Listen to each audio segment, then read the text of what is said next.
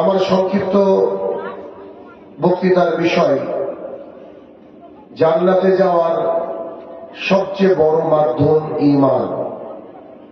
উক্ত বিষয় তথ্য এবং তত্ত্ববহুল আলোচনা করার চেষ্টা করব ইনশাআল্লাহুল আজিজ। সংশ্লিষ্ট বিষয়ে আলোচনা করার পূর্বে একটা বিষয় আপনাদেরকে বলতে চাইছি, আর তা হল আজকে যারা আমরা এখানে উপস্থিত হয়েছি আমাদের উদ্দেশ্য হচ্ছে দুটো। এক, আল্লাহ সুবহানাহু ওয়া তাআলার ঘর মসজিদ তার উন্নতি সাধনের লক্ষ্যে কিছু আর্থিক সহায়তা করা, অর্থাৎ আপনারা আল্লাহ তাআলার ঘর মসজিদ বানানোর জন্য সাহায্য সহযোগিতা করবেন। এটা হচ্ছে এক নম্বর উদ্দেশ্য।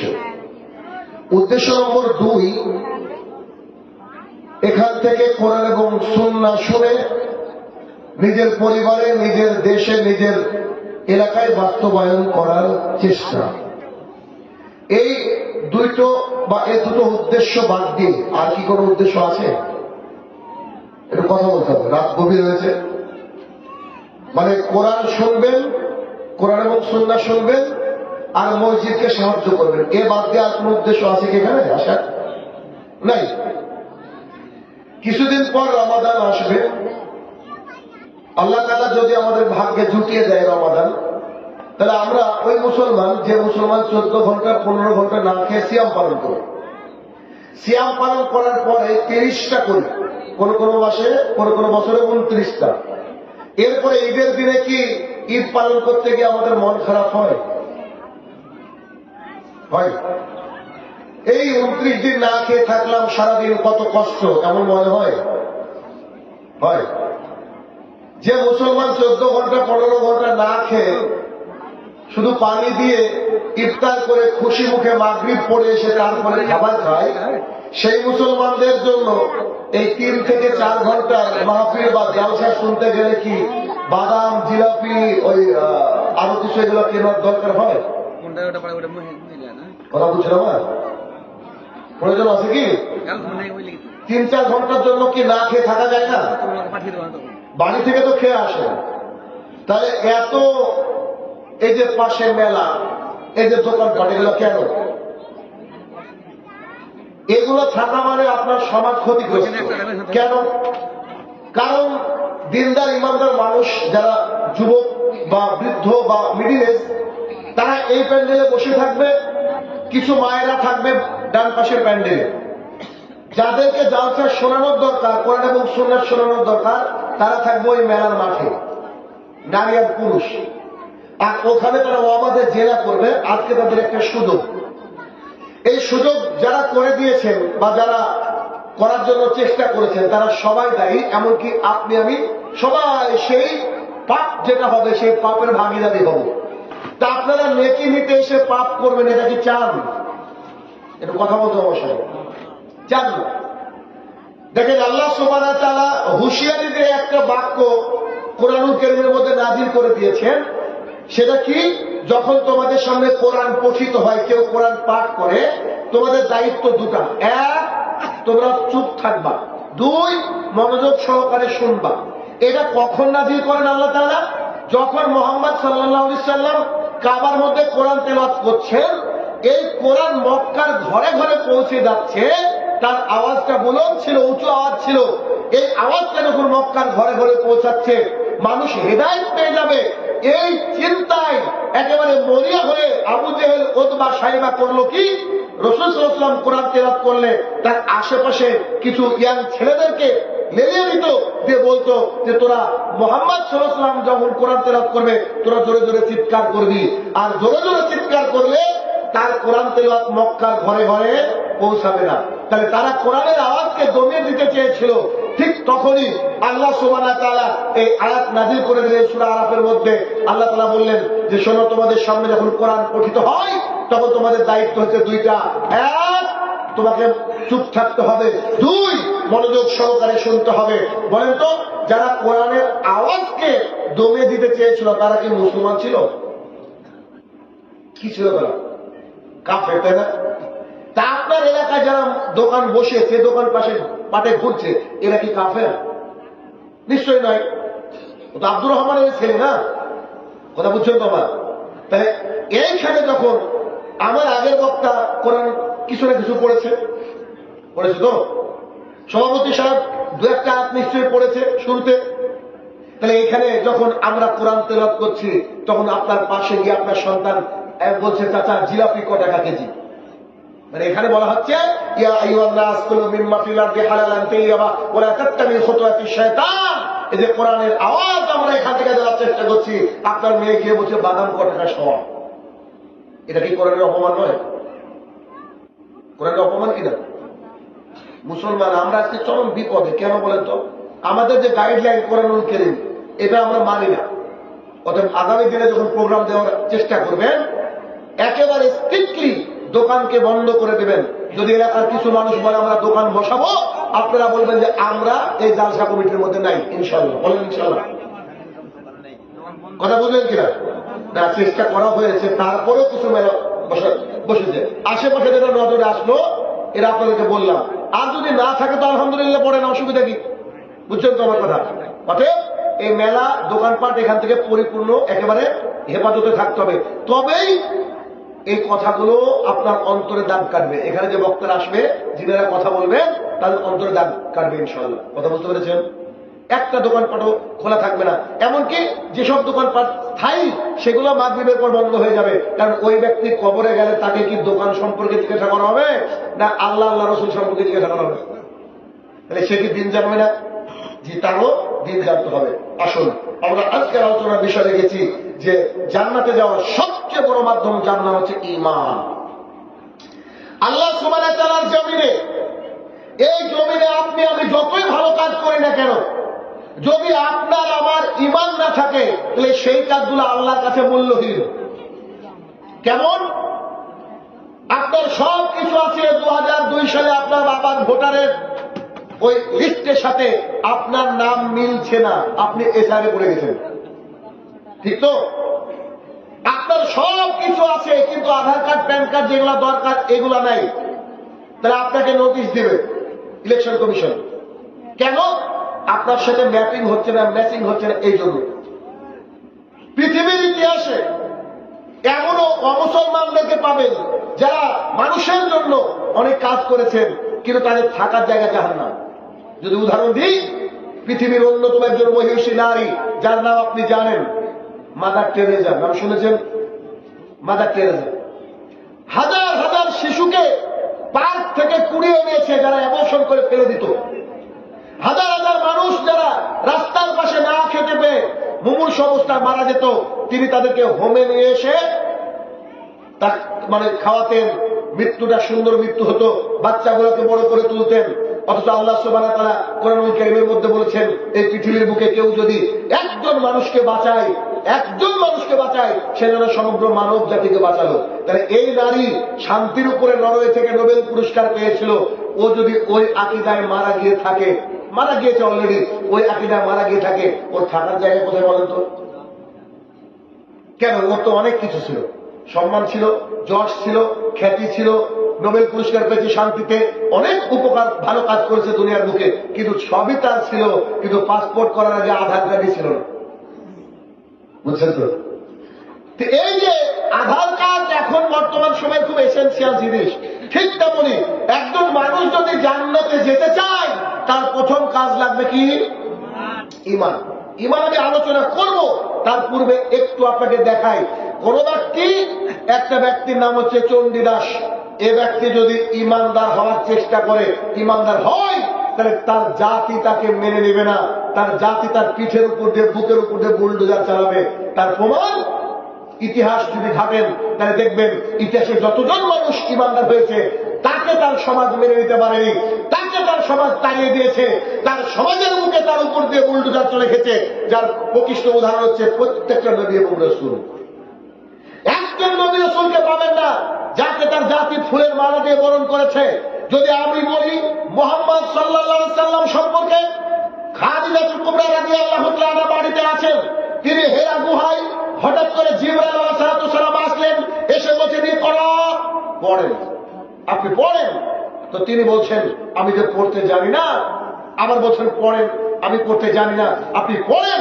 আমি পড়তে জানি না। তখন তাকে বুকে একবার চাপ দিয়ে বলছে, এবার পড়েন তো। ইকরা পড়তে শুরু করেছে, পড়তে শুরু করেছে। বাড়িতে দৌড়ে চলে এসেছে, থর করে কাঁপছে। ঠিক এমতো অবস্থায় খাদিজা রাদিয়াল্লাহু তাআলা আনহা তাকে কম্বল দিয়ে ঢাকছেন, কাঁথা দিয়ে ঢাকছেন, চাদর দিয়ে ঢাকছেন আর বলছেন, শুনুন, আমি এতটুকু নিশ্চিত আপনি অসহায়ের সহায়, আপনি দারিদ্র, যারা দরিদ্র মানুষ তাদেরকে ভালোবাসেন, আপনি আত্মীয়তার বন্ধন ছিন্ন করেন না, আপনি আমানতদারী মানুষ, আপনি মিথ্যা কথা বলেন না, আপনি সৎ মানুষ। আমি আশাবাদী যে আপনার কোনো ক্ষতি হবে না, নিশ্চিত কোনো ক্ষতি হবে না।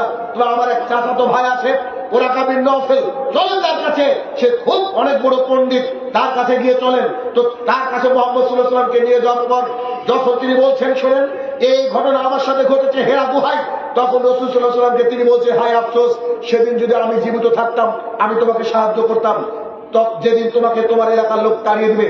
আশ্চর্য কথা, পৃথিবীর সবচেয়ে ভালো মানুষ যিনি অসহায়কে সাহায্য করেন, গরিব মানুষকে সাহায্য করেন, আত্মীয়তার বন্ধন ছিন্ন করেন না, যিনি কখনো মিথ্যা কথা বলেন না, একেবারে অনেস্ট পারসন, সৎ মানুষ, তো তাকে এলাকা থেকে বের করে দিবে মানে এটা হয় নাকি? তখন রাসূল সাল্লাল্লাহু আলাইহি ওয়াসাল্লাম বলছে, বলেন কি? আরে আমি তো ভালো মানুষ, আমি তো আমানতের খেয়ানত করি না, আত্মীয়তার বন্ধন ছিন্ন করি না, আমাকে কি গ্রাম ছেড়ে যেতে হবে? আমাকে কি গ্রাম ছাড়া করবে মানুষ? তখন বলছে, শোনো, এই জিবরাইল আলাইহিস সালাম যার কাছে এসেছে তাকে তার এলাকা থেকে মানুষ তাড়িয়ে দিয়েছে।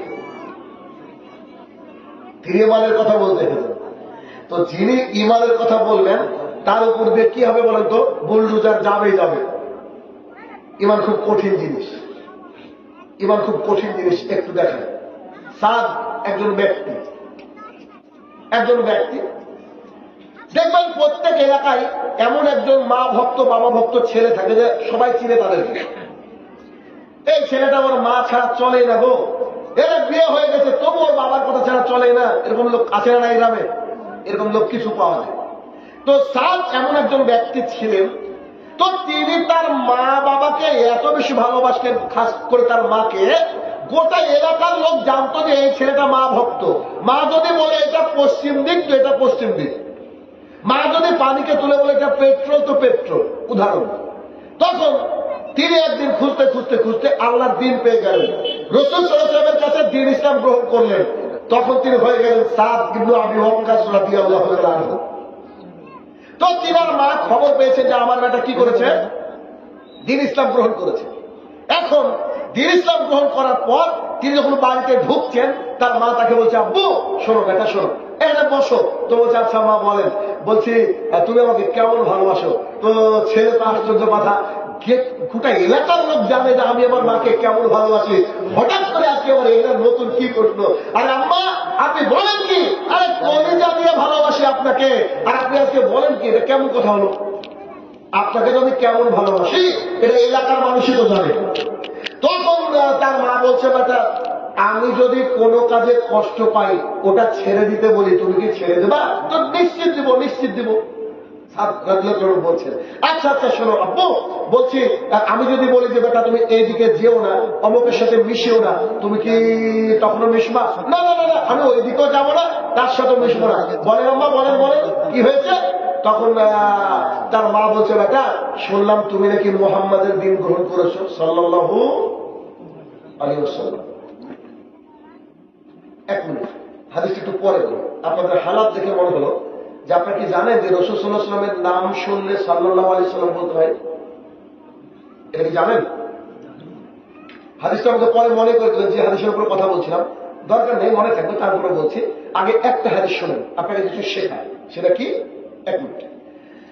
সাহাবায়ে কেরাম বসে আছেন, খুতবা দেওয়ার মিম্বার চিনেন কিনা? কাঠের যেটা থাকে, যেটার উপরে দাঁড়িয়ে ইমাম সাহেব খুতবা দেয়। খুতবা দেওয়ার মেম্বারে রাসূল সাল্লাল্লাহু আলাইহি ওয়াসাল্লাম প্রথম ধাপে উঠলেন, চুপচাপ উঠলেন, কোনো কথা নেই, সবাই সাইলেন্ট। উঠে বলছে আমিন। আশ্চর্য কথা, মানে কোনো হিসাবই নেই, উঠে বলছে বলেন আমিন। দ্বিতীয় ধাপে উঠে বলছে আমিন। তৃতীয় ধাপে উঠে বলছে আমিন। সাহাবায়ে কেরাম বলছে, ইয়া রাসূলুল্লাহ সাল্লাল্লাহু আলাইহি ওয়াসাল্লাম, আশ্চর্য কথা, কোন দোয়া করলেন না, কিছুই করলেন, হঠাৎ আমিন বললেন। আমিন মানে কি? আল্লাহ তুমি কবুল করো। তো কোন দোয়া করার পরে তো কবুল করে বলতে হয়। ঘটনা কি আমাদেরকে একটু খুলে বলেন। তখন রাসূল সাল্লাল্লাহু আলাইহি ওয়াসাল্লাম বলতে, শোনো, আমার কাছে জিবরাইল আলাইহিস সালাম এসেছিলেন, এসে তিনি আমাকে বলছেন, হে আল্লাহর রাসূল সাল্লাল্লাহু আলাইহি সাল্লাম, আপনি আমার এই কথার উপরে আমিন বলবেন। এক, যে ব্যক্তি রমাদান মাস পেল অথচ তার গোনাকে ক্ষমা করাতে পারল না, সে ব্যক্তি ধ্বংস হয়ে গেল। কত বড় কঠিন কথা। রমাদান মাস আসলে অনেকের গ্যাস্ট্রিক হয়ে যায়, মানে বাটপারি আল্লাহর সাথেও করে, বুঝলেন না? একটু বয়স্ক হঠাৎ অসুস্থ হয়ে যায় রমাদান মাসের খারাপ আগে, বাটপারি কার সাথে করলো?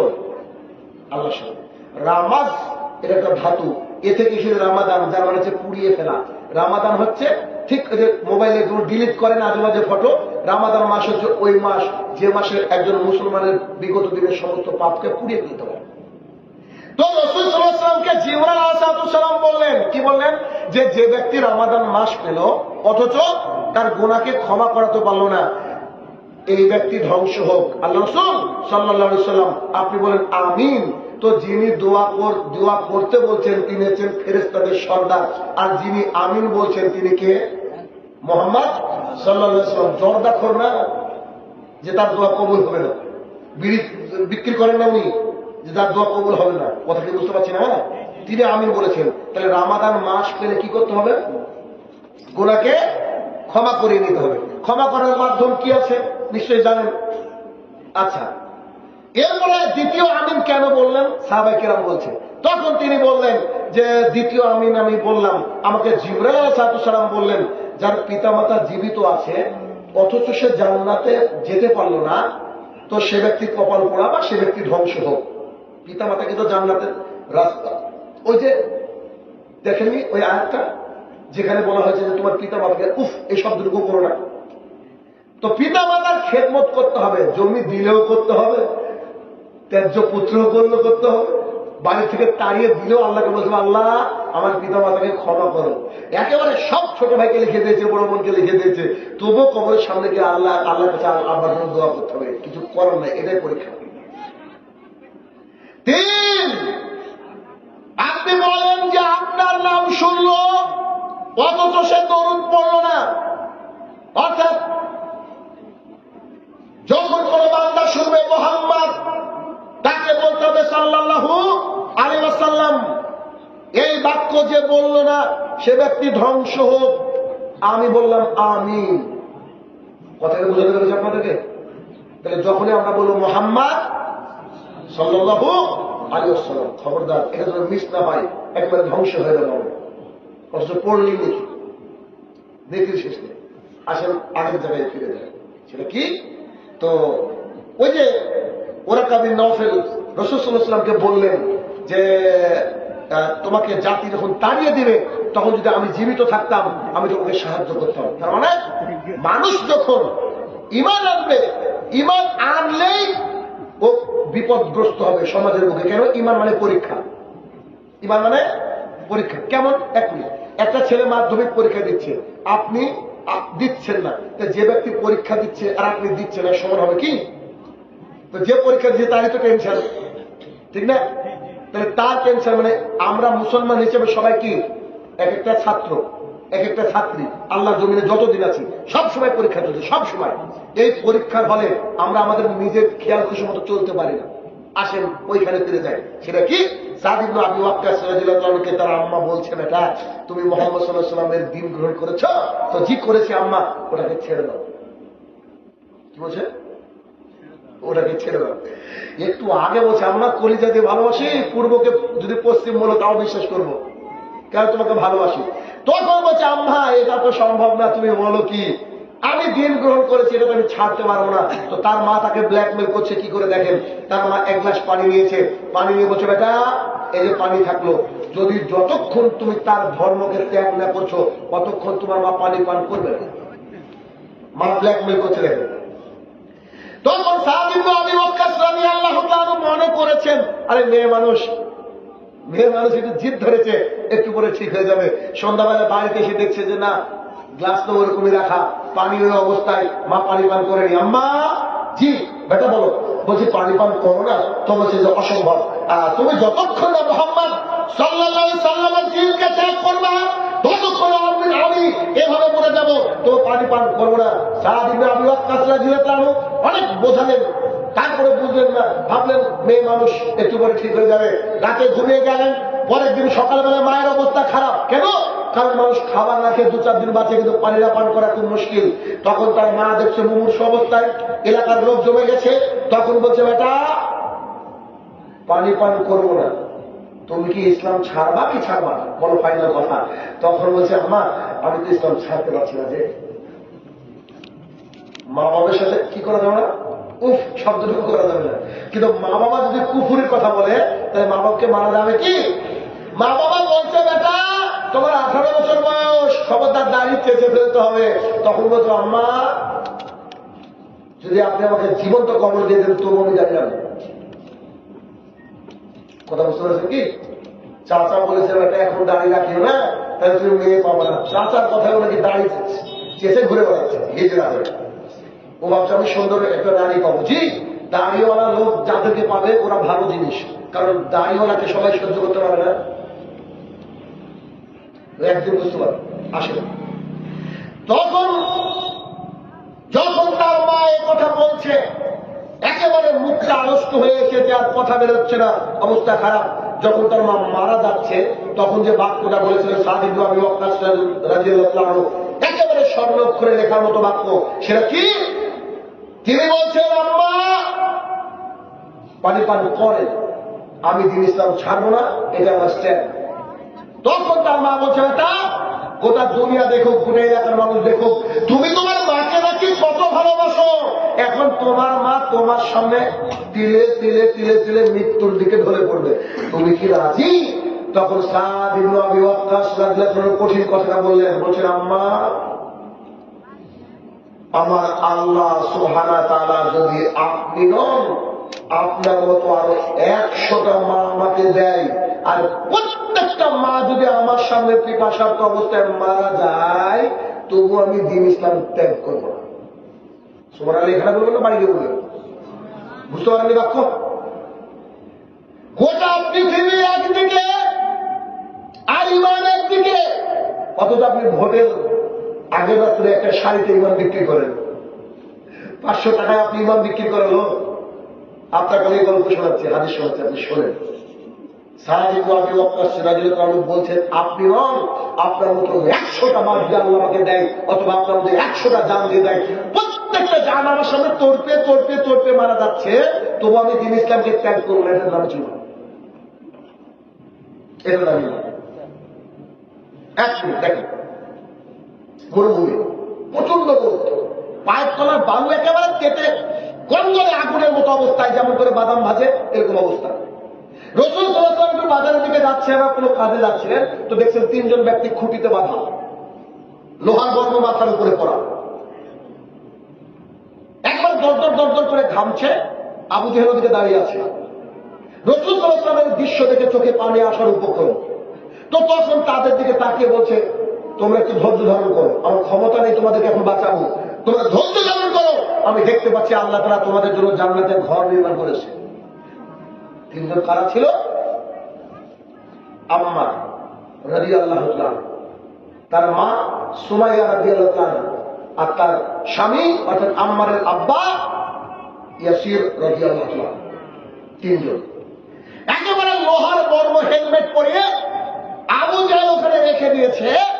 তো তখন তারা ঈমান এনেছে, তারা বলেছে আশহাদু আল্লা ইলাহা ইল্লাল্লাহ ওয়া আন্না মুহাম্মাদান আবদুহু ওয়া রাসূলুহু, আল্লাহ ছাড়া কোনো হক মাবুদ নেই, আর মুহাম্মদ সাল্লাল্লাহু আলাইহি ওয়াসাল্লাম তার প্রেরিত বান্দা এবং রাসূল।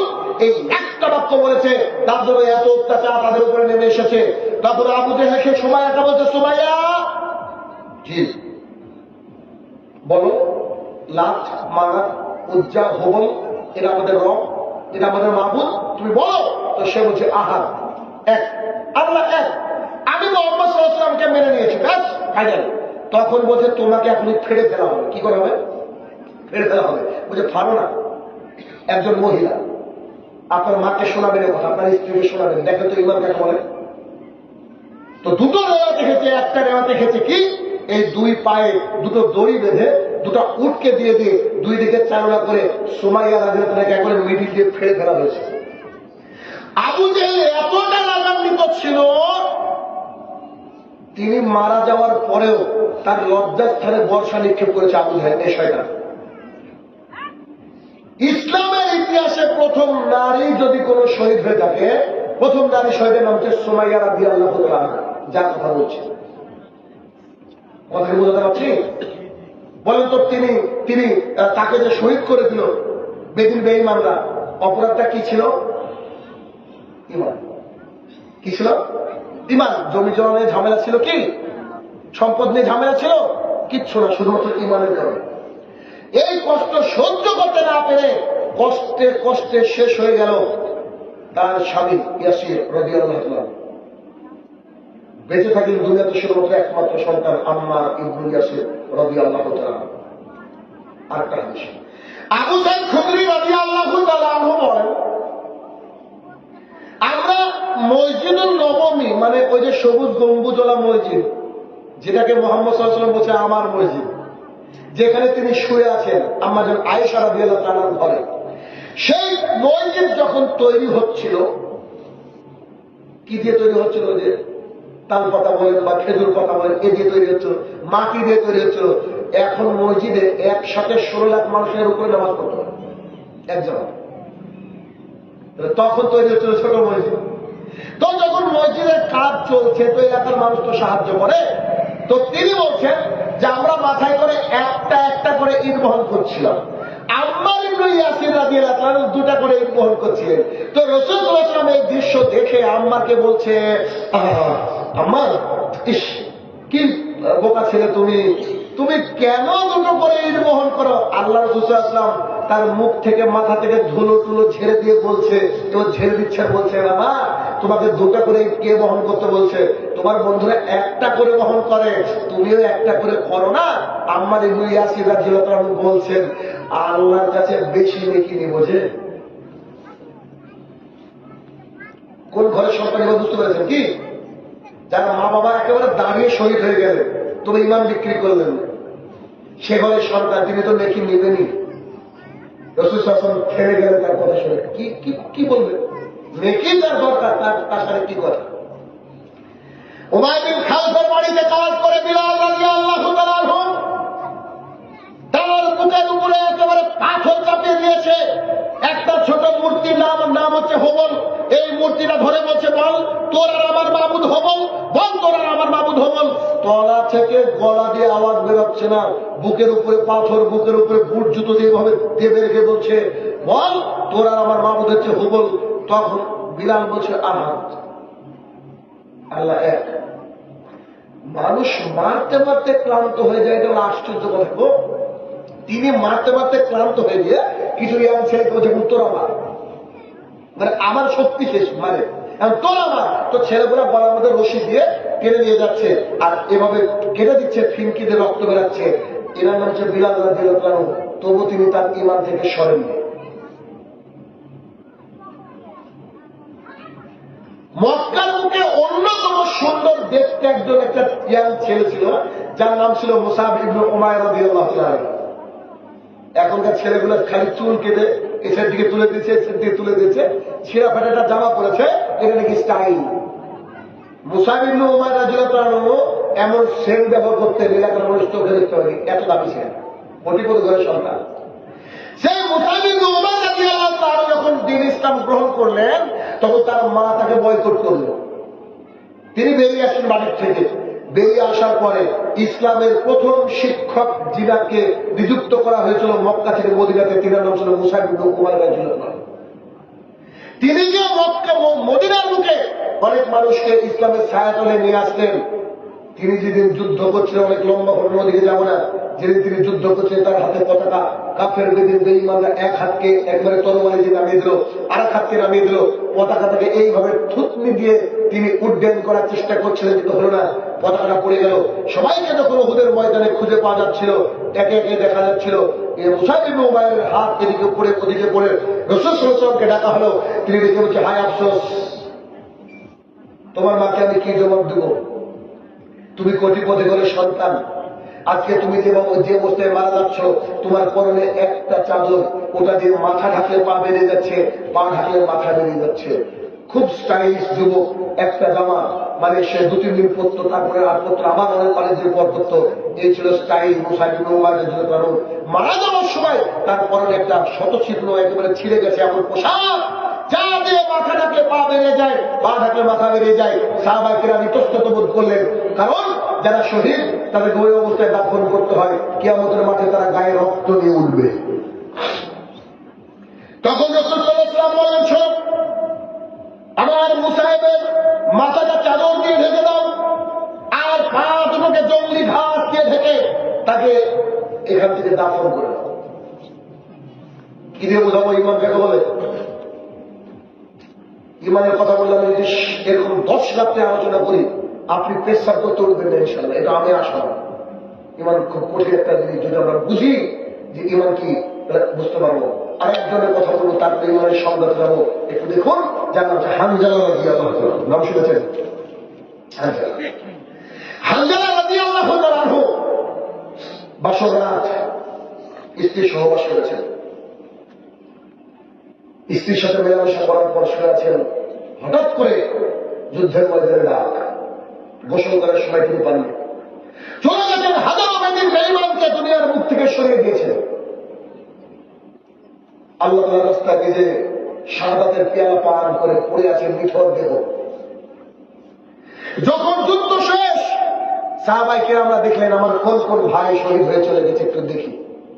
এমন অবস্থায় হঠাৎ একজন মহিলা এসে আল্লাহ রাসূল সাল্লাল্লাহু আলাইহি ওয়াসাল্লামকে বলছেন, আল্লাহ রাসূল সাল্লাল্লাহু আলাইহি ওয়াসাল্লাম, আমার স্বামী আমার সাথে মেলামেশা করেছিল, তার গোসল বাকি আছে। কি বাকি? ফরজ গোসল। মানে কারণ যারা শাহাদাত বরণ করে তারা যে অবস্থায় মারা যায় ওই অবস্থায় দাফন করতে হয়। কেন জানেন? কিয়ামতের মাঠে ছেঁড়া ফাটা, হাত কাটা, নাক কাটা, কান কাটা, গলা কাটা শরীর নিয়ে আল্লাহর সামনে দাঁড়াবেন। আল্লাহকে বলবো, আল্লাহ তোমার জন্য করেছি, তোমার জন্য। হারে কি সৌভাগ্য, তোমার জন্য আমার এই অঙ্গটাই শেষ করে দেওয়া হয়েছে। খুব আনন্দ করবে তারা সেদিন, যে অন্তত আল্লাহর জন্য কিছু কাজ করতে পেরেছে। যেমন আপনি একটা সন্তানের জন্য কোনো কাজ করলে সবচেয়ে বেশি খুশি হন কিনা?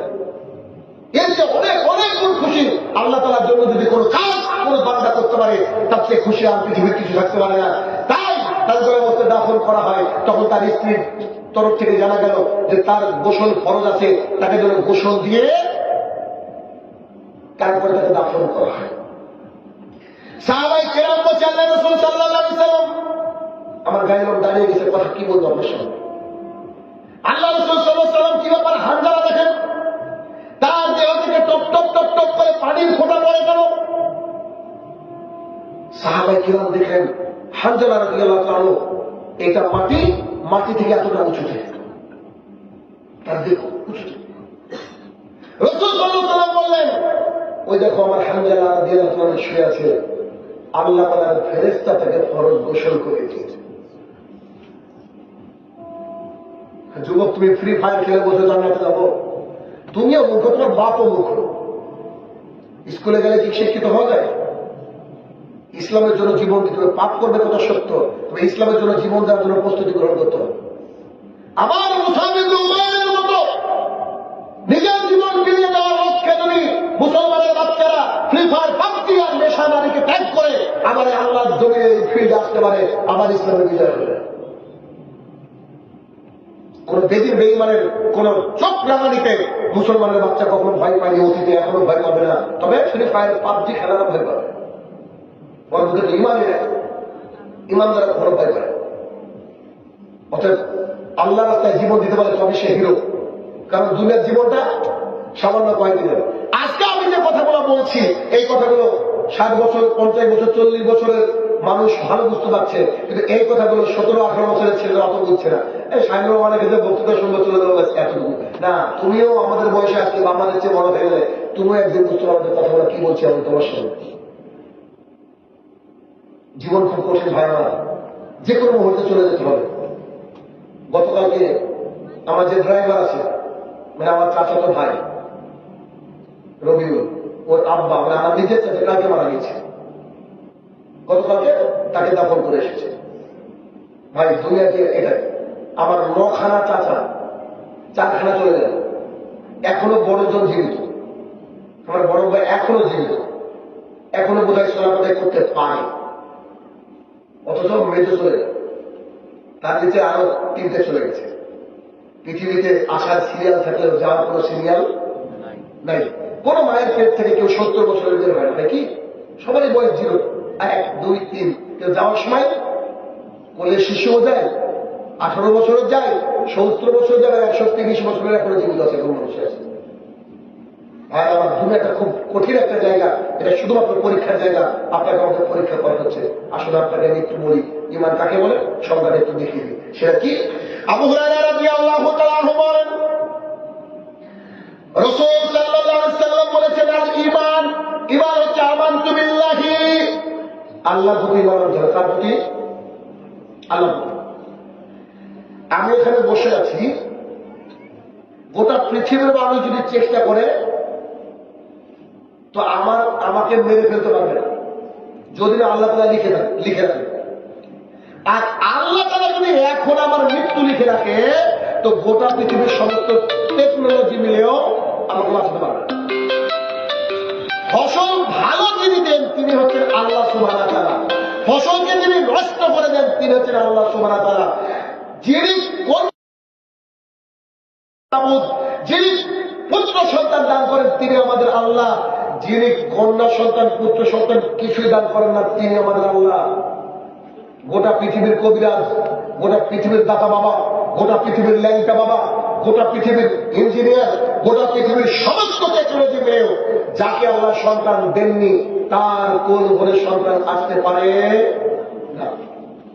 দিতে পারে কে? আল্লাহ সুবহানাহু ওয়া তাআলা। আমানতু বিল্লাহি, আল্লাহর প্রতি ঈমান আনতে হবে। পৃথিবীর মানুষ যদি আল্লাহ তাআলাকে চিনতে পারত তাহলে আল্লাহর জমিনে একটাও মাজার থাকতো না, না আদিনা থাকতো না, ফুরফুরা থাকতো না, হাজি আলী থাকতো বা এরকম আটরশি থাকতো। কেন?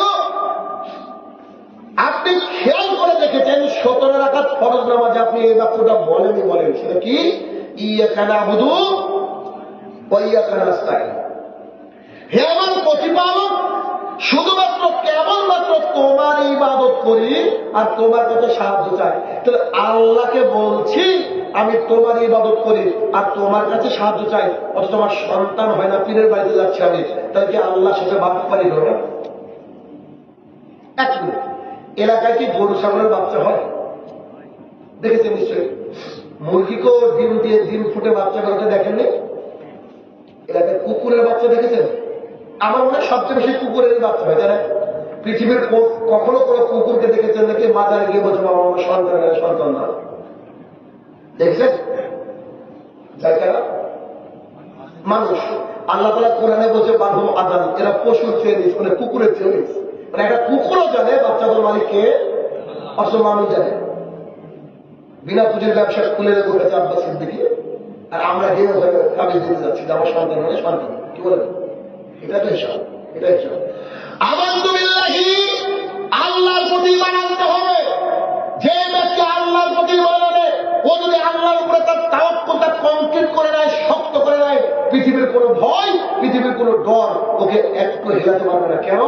আল্লাহর উপরে ঈমান আনতে হবে। আপনার সন্তান দিয়েছে আল্লাহ, আলহামদুলিল্লাহ। আপনার সন্তান কেড়ে নিয়েছে, আলহামদুলিল্লাহ। সন্তান দেওয়ার মালিক আল্লাহ, সন্তান দেওয়ার মালিক আল্লাহ, না দেওয়ার মালিক আল্লাহ। আল্লাহর উপরে সন্তুষ্ট থাকতে হবে, সন্তুষ্ট থাকতেই হবে। কেন? আল্লাহ যে মেকানিজম এটা আল্লাহ তাআলাই বুঝে, আমরা বুঝি না। কেমন? একটু দেখেন তো, গোটা পৃথিবীর সমস্ত সৃষ্টির দিকে তাকিয়ে দেখেন, সমস্ত সৃষ্টির মধ্যে সেরা জীব হচ্ছে মানুষ। মানুষ না? আল্লাহ সুবহানাহু ওয়া তাআলা যদি মায়ের পেটের মধ্যে আপনাকে আমাকে 32টা দাঁত দিয়ে দিত, মা কি জীবিত থাকতো? কথা বুঝতে পেরেছেন কি? মা কি জীবিত থাকতো? থাকতো। আচ্ছা একটু খেয়াল করে দেখেন তো, এই 20 দিন পর পর 15 দিন পর পর চুল কাটতে যায়, আল্লাহ তাআলা যে চুলের মতো দাঁতের ব্যবস্থা করে দিত, বুঝতে পেরেছেন কি? সব ঠিক আছে, এই নাকটাকে যদি আল্লাহ তাআলা ডান এই বাম দিকে দিয়ে দিত, ভালো লাগতো? কিচ্ছু না। আল্লাহ তাআলা এই চোখগুলো যদি উপরে দুটো লাগিয়ে দিত, আপনি তো সেই মাবুদের ইবাদত করেন, আপনাকে আমাকে সুন্দর করে তৈরি করেছে। কত সুন্দর! কত সুন্দর মানুষ তিনি তৈরি করেছেন। তাহলে ইমান আনতে হবে কার প্রতি? একমাত্র আল্লাহ তাআলার প্রতি। কিছু চাইতে হলে কার কাছে চাইতে হবে? স্যান্ডেলের জুতার ফিতা ছিঁড়ে গেছে, ফিতা ফিতা স্যান্ডেলের ফিতা, এটা চাইতে হবে কার কাছে? বলেন আল্লাহ কাছে, নাকি অন্য জায়গায় চাইবেন? কোন জায়গায় চাইতো মানুষ। এক লোক, এটা একটা ছোট্ট গল্প, আমি গল্প বলি না, আমি বোঝানোর জন্য। এক লোক মাঠের মধ্যে দিয়ে যাচ্ছে গরু কিনতে, কেন? আগামী কালকে তার মেয়ের বিয়ে। একজন ব্যক্তি ওই জমিতে কাজ করছে, তাকে বলছে, ভাই আপনার বাড়িতে গিয়েছিলাম, ভাবিকে বলে গেছে নিমন্ত্রণ, গোটা বাড়ি নিমন্ত্রণ, কি বলে এটাকে, সবটা মানে পুরো বাড়ি নিমন্ত্রণ, কালকে যাবেন, গিয়ে আমার বাড়িতে খেয়ে আসবেন। তো ভাই কোথায় যাচ্ছেন? গরু কিনতে যাচ্ছে হাটে। তো বলছে ইনশাল্লাহ বলেন। কি বলছে? ইনশাল্লাহ বলেন। ওটা আশ্চর্য পাবলিক, আপনি এই আপনারা ইমানদার মানুষ, দাঁড়িয়ে লোকজনে এরকম, আরে ভাই পকেটে টাকা হাতে গরু, এর মধ্যে ইনশাল্লাহ আসবে কেন? ও বলেছে কি পকেটে টাকা হাতে গরু, এর মধ্যে ইনশাল্লাহ বলার কি আছে বলেন তো? আপনারা দাঁড়িয়ে লোক না, খালি সবসময় ইনশাল্লাহ কি ভাই বাইরাত করে না যাই তাই। ওকে বলেছে আচ্ছা ঠিক আছে। বেচারা চলে গেছে মাঠে, এই হাটে, মাঠ থেকে মাঠের রাস্তা ধরে হাটে গিয়ে একটা গরু দাম দর করে পকেটে হাত ঢুকে দেখছে পকেট তো আছে, লেকিন টাকা নেই। পকেটের তলাটা কি টাকা, হাতে তো পকেট মার ভাই। তখন মাথা খারাপ, আল্লাহ কি হলো? বাড়ি যখন ঘুরে আসছে, ঘোরার সময় বলছে কি ব্যাপার, গরু কই গো? বলছে ইনশাল্লাহ পকেট মার হয়ে গেছে। তো বলছে ভাই পকেট মার হয়ে গেল, তাহলে কালকে নিমন্ত্রণ কি? বলছি ইনশাল্লাহ আসেন। এখন কি করবে? বলছি ইনশাল্লাহ বাড়িতে যায়। মানে বাঙালি বিপদে না পড়লে তো বুঝে না, কথা বুঝে। তো আল্লাহ সুবহানাহু ওয়া তাআলা সবকিছুর মালিক, চাইতে হবে তার কাছে। তার কাছে চাইলে তবে না আপনি সম্পদ পাবেন, সন্তান পাবেন। অন্যজনের কাছে চাইলে পাবেন কি? পাবেন না। কেন? এক মিনিট, এলাকায় ইট ভাটা আছে, ইট ভাটা। আচ্ছা, আমার জানা মতে ইট ভাটার শ্রমিকরা সবচেয়ে বেশি পরিশ্রম করে। আমরা যখন প্রোগ্রাম করে যাই, প্রতিদিন প্রায় যাতায়াত হয় আমাদের দিকে, কালকে আবার যেমন দিনাজপুর আছে। তো ইট ভাটার শ্রমিকদেরকে দেখা যায় না 1:30টা 2টার সময় বাড়ির থেকে বেরিয়ে যায়, দেখেন কেউ কোনোদিন? কেন? ভোর ভোর গিয়ে ইট কাটতে হবে। সারাদিনে কাজ করে একটা ইট ভাটার শ্রমিকের বেতন কত? 400-500 এরকম, আমি জানি না, 400-500। তো 400-500 টাকার জন্য ওই ব্যক্তি সারাদিন খেটেছে, কি পরিশ্রম করেছে। আর একজন মাস্টার, হাই স্কুলের হেডমাস্টার, স্কুলে গিয়ে খালি সিগনেচার করে চলে গেছে, ওর বেতন কত? 80 টাকা। বুঝতে পেরেছেন? যে নেতা মন্ত্রী আছে, অত সইও করা লাগে না, এমনি কোটিপতি, জনগণের মাল মেরে কোটিপতি। তাহলে যদি মেহনত করে ইনকাম করা যেত, ইট ভাটার শ্রমিকরা সবচেয়ে বেশি কোটিপতি হতো, যে কিনা? তাহলে মেহনত করে সম্পদ বলে আসে না, সম্পদ আসে কার কাছ থেকে? আল্লাহর কাছ। এখন প্রশ্ন, তো ও আবার কি অপরাধ করলো? আল্লাহকে ইট ভাটার শ্রমিক করলো।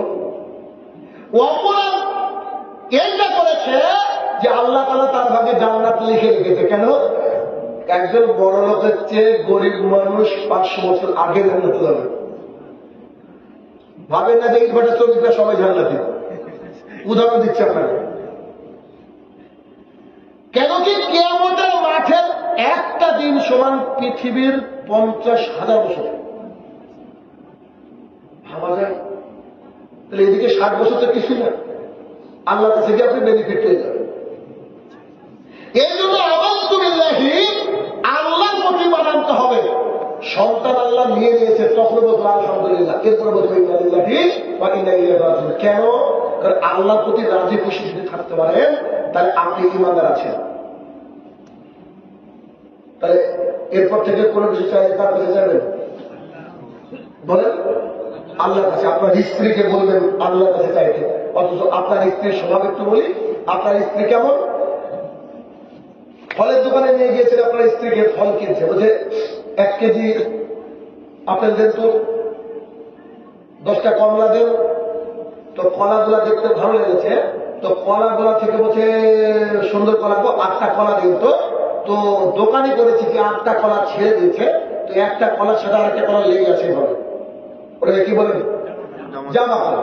তো জামা কলা, তো আপনার স্ত্রী উঠে বলছে আপনার হুঁশ নাই, কি করলাম?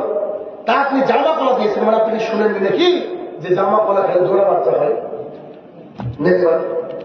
বাচ্চাদের মানে কে? ও তো কলাকে বানিয়ে দিল আবার ডবল, মানে মূর্খ হয়ে যা হয়। রাত্রেবেলা শুয়ে আছে, তো টিকটিকিতে টিকটিক করছে, হ্যাঁ হ্যাঁ ঠিকই করছে। পাবলিককে বক্তৃতা বোঝাতে পারলাম না, এখনো বিড়ি খায়, বক্তৃতা শেষ করে বিড়ি টানতে যাবে বলে কি বক্তৃতা দিল রে? পাবলিককে বক্তৃতা বোঝাতে পারলাম না, আর টিকটিকে রেখে আমাদের কথা বুঝে। ঠাকুরে যেতে এলাকায় এসে বলছে একটা অস্ত্রের হাতে আম কিনেন, আপনার ভাগ্য ভালো হয়ে যাবে, 301 টাকা। তো তুই ঘুরিস কেন? বুঝলেন? ও যদি ওই আংটি দিয়ে ভাগ্য পরিবর্তন করতে পারত, ও তো নিজের ভাগ্য নিজে পরিবর্তন করে কোটিপতি হতো। আরে বাংলাদেশের শাহজালাল সিলেট রহমতুল্লাহ নাম শুনেছেন? শাহজালাল নাম তো শুনলেন? সিলেটের সবচেয়ে বড় মাজার। সিলেটে একটা বক্তৃতা ছিল আমার, তা আমি মাস্ক পরেছি, বুঝলেন, মাস্ক পরেছি, তারপর মানুষ চিনে নিয়েছে আমাকে। আমি যে পুরো ভিডিও করছি যে কিভাবে শিরক হয় মাজারে, ওরা আমাকে চিনে ফেলে ঘিরে ফেলবে। তা আমি ড্রাইভারকে বলেছি তুই গাড়ি স্টার্ট দে, যা পালিয়ে বেঁচেছি, আল্লাহ বাঁচিয়েছে আলহামদুলিল্লাহ। তো ওখানে আমি ভিডিও করার সময় বলছি যে মাজারের লোকের যদি, মাজারের যিনি শুয়ে আছেন তার যদি ক্ষমতা থাকতো মানুষকে সাহায্য করার, তো মাজারের বাইরে কোনো ভিখারি উঠে যেত না। কথা বুঝলেন? যদি মাজার বলার ক্ষমতা থাকতো মানুষকে উপকার করার, তোমার সামনে কি ভিখারি বসে থাকতো? কথা বলতো যা তুই এদিকে প্রধানমন্ত্রী। এগুলো যে কিচ্ছু না, এই তাবিজ টাবিজ এগুলো যে শিরক, এগুলো আমাদের মা বোনেরা অনেক সময় বুঝে না। এই জন্য চাইতে হবে কার কাছে? আল্লাহর কাছে। এক, আমানতু বিল্লাহি, আল্লাহ প্রতি ঈমান আনতে হবে। 2, ওয়া মালাইকাতিহি, ফেরেশতার প্রতি ঈমান আনতে হবে। ফেরেশতা কি? আবু হুরায়রা রাদিয়াল্লাহু তাআলা আনহু বলেন, আমলটা শিখে নিন। রাসূল সাল্লাল্লাহু আলাইহি সাল্লাম বলেছেন, কোন ব্যক্তি যদি ওযু করে বিছানায় গিয়ে ডান কাতে শুয়ে ওই সূরা বাকারা 255 নম্বর আয়াত পাঠ করে, আয়াতুল কুরসি পড়ে, কি করলো? ওযু করলো। ডান কাতে শুয়ে বা বিছানায় গিয়ে আয়াতুল কুরসি পাঠ করে, এই ব্যক্তি ঘুমে গেল। রাসূল সাল্লাল্লাহু আলাইহি ওয়াসাল্লাম বলছেন, আল্লাহ সুবহানাহু ওয়া তাআলা তার পাশে একটা ফেরেশতাকে গার্ড পাঠিয়ে দেন। সুবহানাল্লাহ বলুন। আচ্ছা, ফেরেশতার কাজটা কি দেখেন? এই জন্য আমি মাঝে মাঝে বলি যে মানুষকে মশাই কামড়ালো নাকি, মশাটা কামড়ালো নাকি, কি করে? হাদিসটা বুঝেন। রাসূল সাল্লাল্লাহু আলাইহি ওয়াসাল্লাম বলেন, ওই ব্যক্তি যতবার এপাশ ওপাশ করে ফেরেশতা তত নেকি লিখতে থাকে। তো মশাই কামড়ালে তো মানুষ এপাশ ওপাশ করে, তাই বলে আমার মশাই টাঙিয়ে এরকম করেন না। উদাহরণ দিলাম আপনাকে।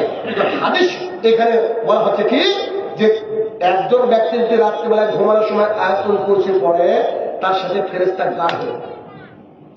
আনাস ইবনে মালিক রাদিয়াল্লাহু তাআলা বলেন, রাসূল সাল্লাল্লাহু আলাইহি সাল্লাম বলেছেন, আল্লাহ সুবহানাহু ওয়া তাআলা প্রতিদিন ফজরের পরে দুজন ফেরেশতাকে পাঠিয়ে দেন। একজন ফেরেশতা বলতে থাকে, আল্লাহ, যে ব্যক্তি দান করে তার সম্পদকে তুমি বাড়িয়ে দাও। আর আরেকজন বলতে থাকে, যে ব্যক্তি কৃপণ তার সম্পদকে তুমি সংকুচিত করে দাও। প্রতিদিন 1 টাকা 2 টাকা হলো দান করেন। আমি আপনাকে বোঝাচ্ছি, ও মালাইকাতিহি, ফেরেশতা।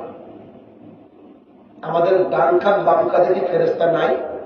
সবকিছু লিখছে, সবকিছু লিখছে, কিচ্ছু বাদ যাবে না।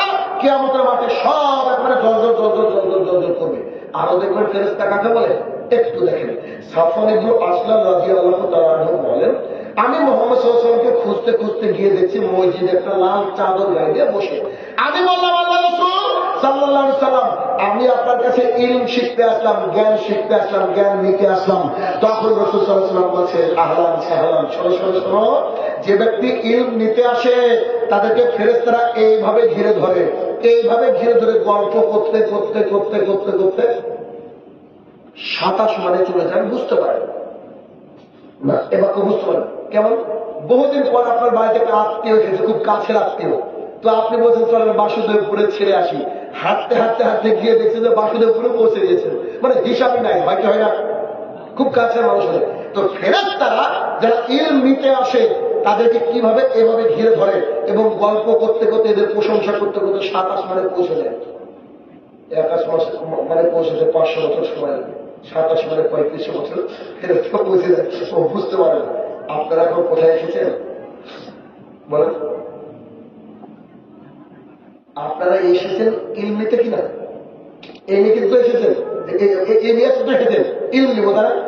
এখন আপনাকে আমাকে ফেরেশতারা ঘিরে ধরে বসে আছে, ফেরেশতারা উপরে যাচ্ছে। আর শুনবেন, আর শুনেন, আবু হুরায়রা রাদিয়াল্লাহু তাআলা আরো বলেন, রাসূল সাল্লাল্লাহু আলাইহি সাল্লাম বলেছেন, আল্লাহ তাআলার জমিনে যখন আল্লাহর প্রশংসা করা হয়, আমরা শুরুতে আলহামদুলিল্লাহ বলেছিলাম কিনা? বলেছিলাম। আল্লাহ তাআলার জমিনে যখন বান্দারা আল্লাহকে না দেখে, আমরা কি আল্লাহকে দেখেছি? সম্ভব না।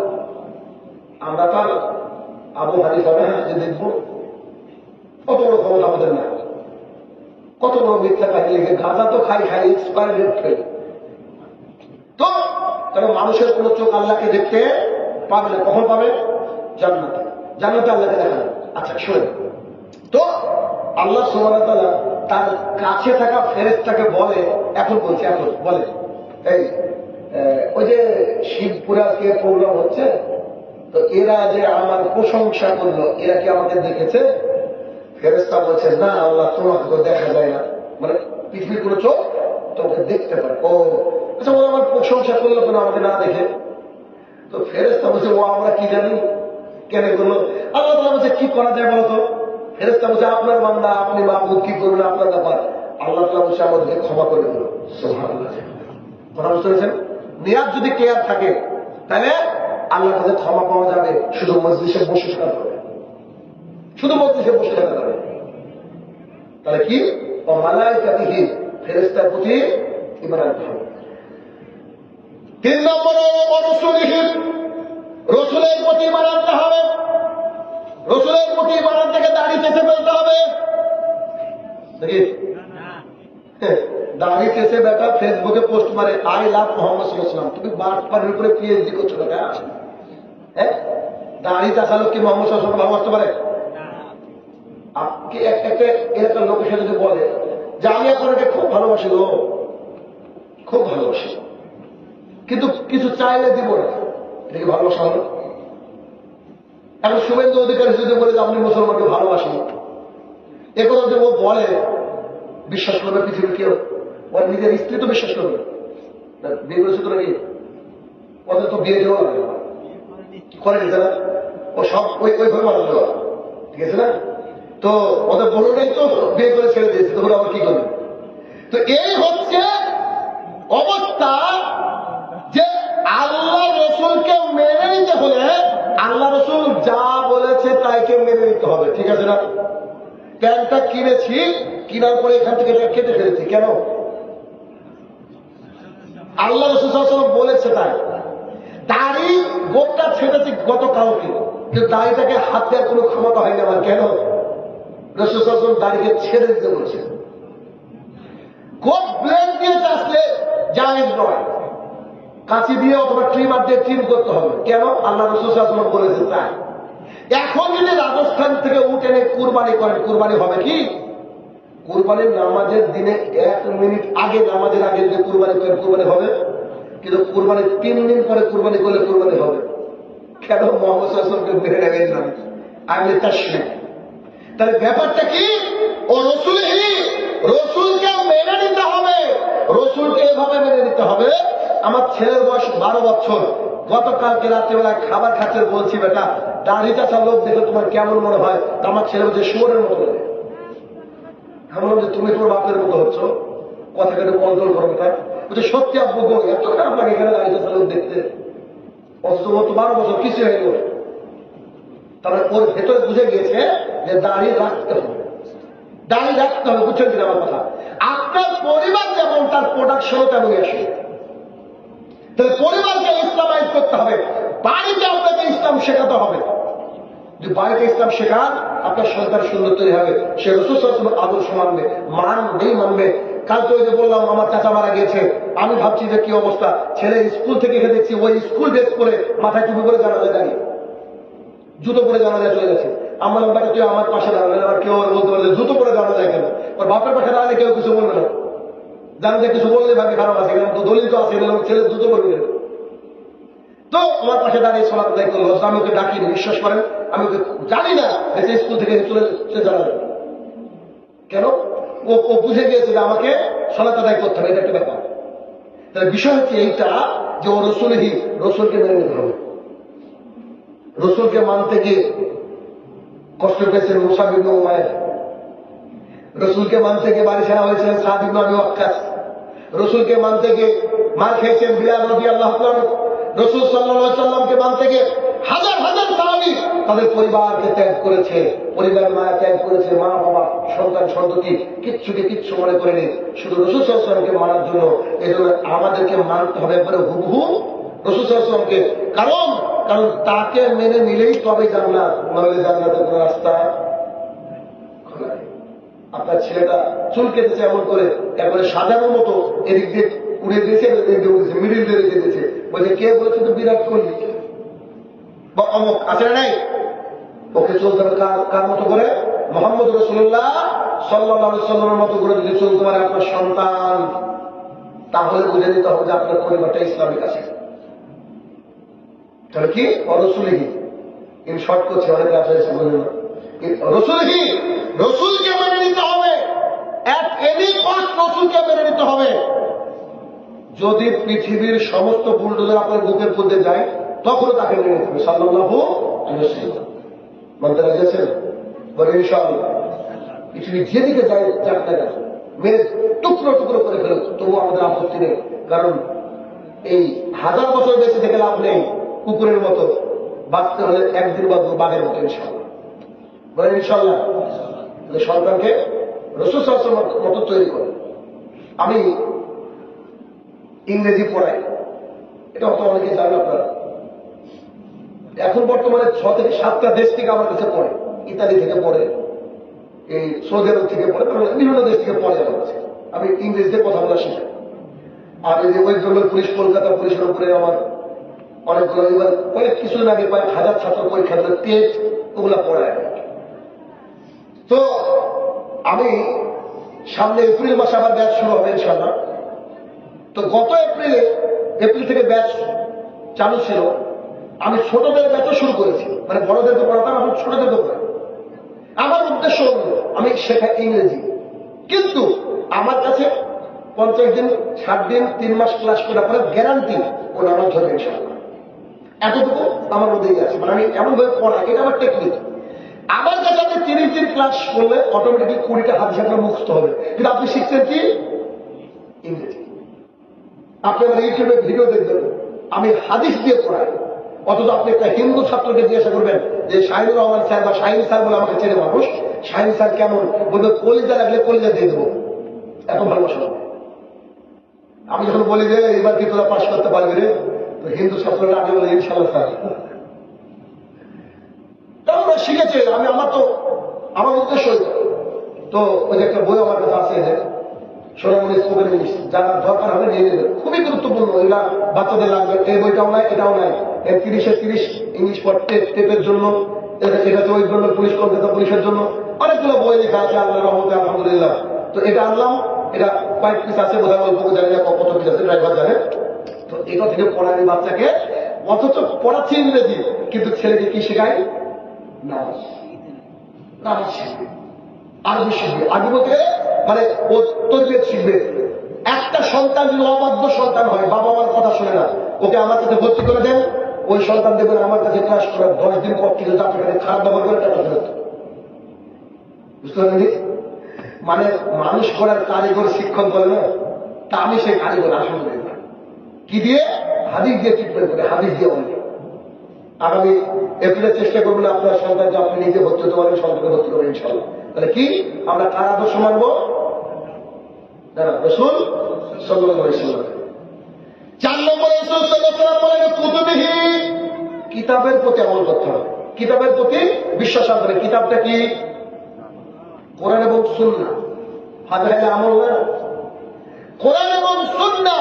এই কোরআন এবং সুন্নাহকে আপনার বাড়িতে মানা হয়। এক, আল্লাহ তাআলা বলছেন তোমরা সুদ থেকে দূরে থাকো যদি তোমরা মুমিন হও। ফাইল্লাম তাফআলু, যদি আমার কথা না মানো, সুদ থেকে দূরে না থাকো, ফাদানু বিহারবিন মিনাল্লাহি ওয়া রাসূলিহি, আল্লাহ এবং আল্লাহ রাসূলের সাথে যুদ্ধের ঘোষণা হয়ে গেল। এলাকায় শিবপুরে বন্ধন আছে, গ্রুপ লোন আছে, তাহলে আপনি বলছেন আপনি ইমানদার, কোরআনে আল্লাহ তাআলা বলছেন হারাম। হাদিস বলবো না, হাদিস বলে অনেক সময় লেগে যাবে। আল্লাহ সুবহানাহু ওয়া তাআলা 33 নম্বর সূরা 33 নম্বর আয়াতে বলছে মহিলারা তোমরা বাড়িতে থাকো, জাহালাতের যুগের মতো নিজেকে দেখিয়ে বেরিয়েও না। এলাকার 100 মহিলা বোরকা পরে পরে, আপনি তো কুতুবহিতে এসে ফেল।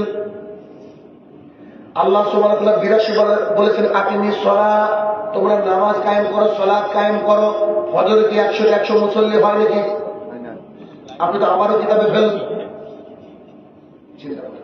এরকম বক্তৃতা হাজার দিন দিতে পারবো আমি, খালি কোরআনের উপরে। কোরআনকে শুধুমাত্র রমাদানে খতম দেওয়ার জন্য আসেনি, মৃত্যুর বাড়ির বাইরে কোরআন পড়ার জন্য খালি কোরআন আসেনি। কোরআন কিন্তু মানব জাতির হেদায়েতের জন্য। কোরআনকে পড়তে হবে, বুঝতে হবে, এর মধ্যে যে অর্থ আছে ওই অর্থ অনুযায়ী আপনার আমার জীবনকে পরিচালনা করতে হবে। অর্থাৎ কুতুবহি কিতাবের প্রতি ঈমান আনতে হবে। এরপর রাসূল সাল্লাল্লাহু আলাইহি ওয়াসাল্লাম বলেন ইয়াউমুল আখির, শেষ দিন, বিচারের মাঠের প্রতি ঈমান আনতে হবে। বিচারের মাঠ কি? সূর্য থাকবে মাথা থেকে 1 মাইল দূরে। কত দূরে? 1 মাইল। সবাই সেদিন ইয়া নফসি ইয়া নফসি ইয়া নফসি করবে। আল্লাহ আমার কি হবে, আল্লাহ আমার কি হবে। কে? নবী রাসূল পর্যন্ত সবাই। কিয়ামতের মাঠে মানুষ ছুটবে পাগলের মতো, দেখে মনে মনে মদ খেয়েছে, নেশাগ্রস্ত। আল্লাহ বলছেন না, ওটা আমার আযাবটা হলো। কিয়ামতের মাঠে মানুষের মুখকে সেলাই করে যাবে, হাত কথা বলবে, কান সাক্ষী দেবে। সাক্ষী দেবে কিয়ামতের মাঠে।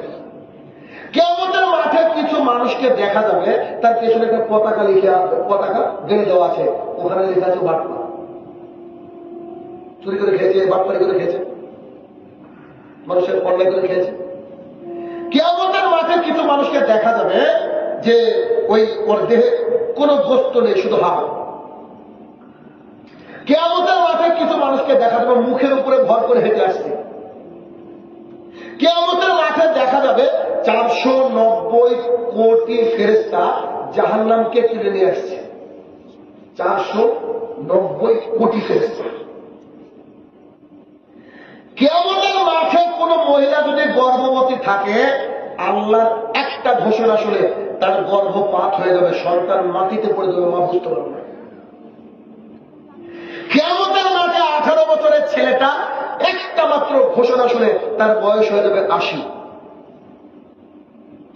ছোট ছোট বাচ্চা যারা মারা গিয়েছে, ওই মার সাথে বাচ্চার কিয়ামতের মাঠে দেখা হবে, তো মা বাচ্চাকে বুকে দুধ খাওয়াতে শুরু করবে। আল্লাহ তাআলার একটা ঘোষণা শুনে মায়ের কোল থেকে বাচ্চা পড়ে যাবে, মা বুঝতে পারবে না। এটা হচ্ছে কিয়ামতের মাঠ। আল্লাহ কসম করে বলছি, আল্লাহ তাআলার জমিনে কোনো অন্যায় হতো না যদি কিয়ামতের মাঠ সম্পর্কে মানুষ জানত। রাসূল সাল্লাল্লাহু আলাইহি ওয়াসাল্লাম বলেন, যে ব্যক্তি জাহান্নামে যাবে সেই ব্যক্তির বসার জায়গা হবে মক্কা থেকে মদিনার দূরত্ব 450 কিলোমিটার। যে ব্যক্তি জাহান্নামে যাবে তার এই ঘাট থেকে এই ঘাটের দূরত্ব হবে 3 দিনের ঘোড়ায় চলা পথ। তার দাঁত হবে উহুদ পাহাড়ের সমান, উরু রান হবে বাইজা পাহাড়ের সমান, গায়ের চামড়া হবে 42 গজ। হাদিস নিয়ে ভাবছিলাম যে আল্লাহ তাআলার টেকনোলজি তো ভিন্ন। পৃথিবীর আগুনকে 69 দিয়ে গুণ করলে জাহান্নামের আগুন। তা আল্লাহ একটা মানুষকে এত বড় কেন করবে, আমার ভাবনা ছিল না। পরে আর একটা হাদিস পেলাম, হাদিসটা অনেক লম্বা। রাসূল সাল্লাল্লাহু আলাইহি ওয়াসাল্লাম বলছে, কিয়ামতের মাঠে আমি এমন মানুষকে দেখব যে তার কাঁধের উপরে জড় বস্তু থাকবে, সে তার মতো চিৎকার করতে থাকবে, সে এসে আমাকে বলবে আল্লাহ রাসূল সাল্লাল্লাহু আলাইহি সাল্লাম আপনি আমাকে বাঁচান, আর আমি সেদিন বলবো কিয়ামতের মাঠে আমি কিচ্ছু করতে পারবো না, এটা আমি তোমাদেরকে জানিয়েছি। তখন মনে হলো ওই যে পঞ্চায়েতের মেম্বার, প্রধান, এমএলএ, এমপি মানুষের ঘর এসেছে খেয়ে নিয়েছে, মানুষের পায়খানা এসেছে খেয়ে নিয়েছে, মানুষের চাল গমের বীজ, ধান গমের বীজ এসেছে খেয়ে নিয়েছে, সব তাদের উপরে তুলে দেওয়া, তো কাজ তো বড়ই লাগবে। বুঝলেন? কে উট চুরি করেছে, উট চাপিয়ে দেওয়া হবে, কে চাল চুরি করেছে, চাল চাপিয়ে দেওয়া হবে। এদেশের নেতা মন্ত্রীরা তো সবাই তো প্রায় বললাম বাঁচার জন্য সবাই, বুঝলেন? আপনি আমাদের নেতা দেখান তো, অথচ 7 শ্রেণী মানুষ জান্নাতের এই আল্লাহ তাআলা ছাড় করে থাকবে, 1 নম্বর ইমামুল আদেল ন্যায় পরায়ণ নেতা দেখান একজন, খালি টাকার 6 লাখ ছাড়া কিছু করতে পারে, শুধু জনগণের মাল খেয়ে নেবে, এমন পরিস্থিতি। তাহলে কি কিয়ামতের মাঠ 6 নম্বর শেষ বাক্য রাসূল সাল্লাল্লাহু আলাইহি ওয়াসাল্লাম বলেছেন কাদির শাদিন আল্লাহ সুবহানাহু ওয়া তাআলা, ভালো এবং মন্দের মালিক কে? আল্লাহ। এটার উপরে বিশ্বাস রাখতে হবে, ভালো এবং মন্দের মালিক আল্লাহ সুবহানাহু ওয়া তাআলা, এটাকে বিশ্বাস রাখতে হবে। এবার প্রায় 20টার উপরে প্রোগ্রাম ছিল বাংলাদেশে, কিন্তু বাংলাদেশের পরিস্থিতি খারাপ, যেতে পারবো না। কত মানুষ ইচ্ছা করলো যে সামনে আসলে দেখা করবো, সাক্ষাৎ করবো, এই 1 বছর আগে ডেকে রেখেছে, লাখ টাকা দিয়ে প্যান্ডেল সারিয়ে বসে আছে। আমরা ভাই তার দিনে নেই, কিছু করার নেই, তার দিনে কিছু করার নেই, কি করবেন বলেন? কি এ হচ্ছে ইমান। আপনাকে কথাকে প্যাকেট করে দিয়ে বক্তৃতা শেষ করবো, রাত অনেক হয়েছে। 1 আমানতু বিল্লাহি, আল্লাহর প্রতি ঈমান আনতে হবে। 2 ওয়া মালাইকাতিহি, ফেরেশতার প্রতি ঈমান আনতে হবে। এখন আপনাকে বলবেন যে ফেরেশতাকে দেখে না তাই বিশ্বাস করে না, বলবেন? হ্যাঁ, এখন এক ম্যাডাম এক ছাত্রকে বলছে, আরে যা স্পর্শ করা যায় না, যা ছোঁয়া যায় না, তোমার আল্লাহকে ছোঁয়া যায় না, তোমার আল্লাহকে স্পর্শ করা যায় না, তোমার আল্লাহ নাই। এক ম্যাডাম ছাত্ররা নাস্তিক, ছোট্ট একটা ছেলে উঠে বলছে, ম্যাডাম আপনার ব্রেন আছে? তো যা থাকবে না কেন, ব্রেন দেখেছেন তো? না। স্পর্শ করতে পারেন তো? আপনি তো বুঝতেন আপনার ব্রেনই নেই, দেখার ব্রেন আছে। বিষয় আছে। তাহলে 1 আমানতু বিল্লাহি, আল্লাহর প্রতি ঈমান আনতে হবে। 2 ওয়া মালাইকাতিহি, ফেরেশতার প্রতি ঈমান আনতে হবে। 3 ওয়া রাসূলিহি, রাসূল সাল্লাল্লাহু আলাইহি ওয়াসাল্লামের প্রতি ঈমান আনতে হবে। 4 কুতুবিহি, কিতাবের প্রতি ঈমান আনতে হবে। এটা আমরা সবাই দুর্বল। 5 কিয়ামতের মাঠ খুব ভয়াবহ, তার প্রতি ঈমান আনতে হবে। 6 তাকদীর, ভালো এবং মন্দের মালিক কে? আল্লাহ সুবহানাহু ওয়া তাআলা। আপনারা তো ডেট নিয়েছেন কদিন আগে, এই ডেট আল্লাহ ফিক্স করেছে পৃথিবী সৃষ্টির 50,000 বছর আগে। দলিল মিশকাত শরীফ হাদিস নম্বর 73। কেন? রাসূল সাল্লাল্লাহু আলাইহি ওয়াসাল্লাম বলেছেন পৃথিবীতে যা হবে সবকিছু নির্ধারণ করা আছে কবে? পৃথিবী সৃষ্টির 50,000 বছর আগে, একদিন দুদিন না। অতএব ভাই আমার, এই ঈমান যা ছাড়া জান্নাতে যাওয়া সম্ভব নয়। যতটুকু আলোচনা করলাম আমি আশাবাদী যে আপনার উপকার হবে। পরিশেষে একটা কথা বলবো, যেহেতু এটা আল্লাহ তাআলার ঘর, মসজিদের জন্য আপনাদের প্রোগ্রাম, শেষ মুহূর্তে যাওয়ার মুহূর্তে আপনারা যতটুকু পারবেন এখানে দিয়ে চলে যাবেন। আমি বললেই আপনার কবুল হবে এমনটা নয়, আপনি দিয়ে চলে যাবেন। আলোচনা শেষ করে আমি 12টা পর্যন্ত আলোচনা করি, একটু ট্রেনে চলে গেছি আজকে, কিছু করার নেই, যেহেতু আপনাদের মসজিদেরও দরকার, আল্লাহ মসজিদের দরকার আছে। অর্থাৎ যে যতটুকু পারবেন ইনশাআল্লাহ দান করে যাবেন। এখানে আলোচনা শেষ করছি। হে আমার প্রতিপালক, এতক্ষণ যে আলোচনা করলাম মাহবুব, এই জাতির উপকার আছে, এই জাতির জন্য উপকার হয়ে আলোচনা থেকে আল্লাহ তুমি সেই তৌফিক আদা করো, আল্লাহুম্মা আমিন। আল্লাহ, যারা কবরে তলে শায়িত জানেন কি হালে রয়েছে, তারা যদি ক্ষমার যোগ্য হয় আল্লাহ তুমি ক্ষমা দান করো, আল্লাহুম্মা আমিন। হে আমার প্রতিপালক, আমাদের উপরে এই ছায়ার এনার সিনার উপর বুলডোজার চাপানোর চেষ্টা করছে, আল্লাহ এগুলো যদি পরীক্ষা হয়, এই পরীক্ষা থেকে উত্তীর্ণ হওয়ার তৌফিক আদা করো, আল্লাহুম্মা আমিন। হে আমার প্রতিপালক, আমরা সবাই যেন একে